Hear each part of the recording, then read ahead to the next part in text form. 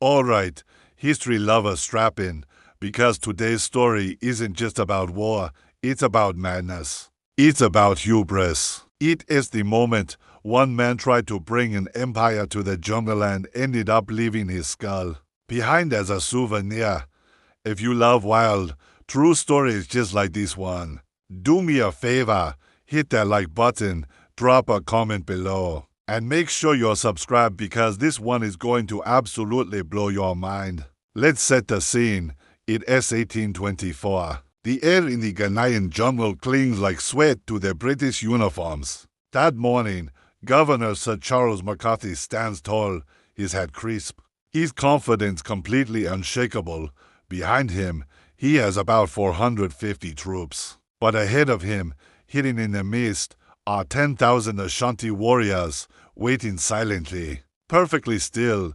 But MacCarthy, he wasn't afraid, in fact. He actually believed his military band, yes. His band could intimidate them into retreating, so he raises his hand and orders them to play God Save the King. Just picture it, the national anthem of the mighty British Empire echoing through the dense, humid rainforest. The Ashanti warriors listened patiently, and then they answered not with music, but with drums, deep, booming, bone-shaking drums that made your chest rattle just to hear them.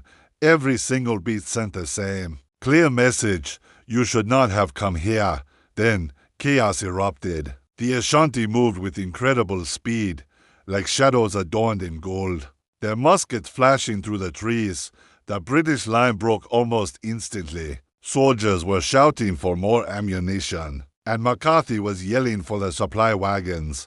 But there was a problem. The carriers, terrified by the drums, had already dropped their loads and fled. Still, the governor tried desperately to regain control.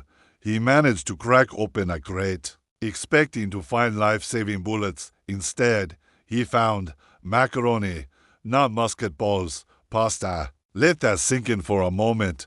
A British governor marched his men to war and literally brought pasta to a gunfight. Now completely out of ammunition and surrounded on all sides, MacCarthy and his men fought on until the jungle finally swallowed the last sounds of gunfire. When defeat became absolutely certain, he turned his pistol on himself, choosing a quick death over the humiliation of capture. But even in death, his ordeal wasn't over. The victorious Ashanti took his body back to their capital, Kumasi. The Asantehene king had a powerful message to send to the British Empire. He ordered MacCarthy's skull to be stripped of its flesh, polished until it gleamed, and then rimmed with solid gold. For decades afterward, that very skull sat in the royal court, where it was used as a ceremonial drinking cup. Every sip taken from it was a stark reminder of an empire's arrogance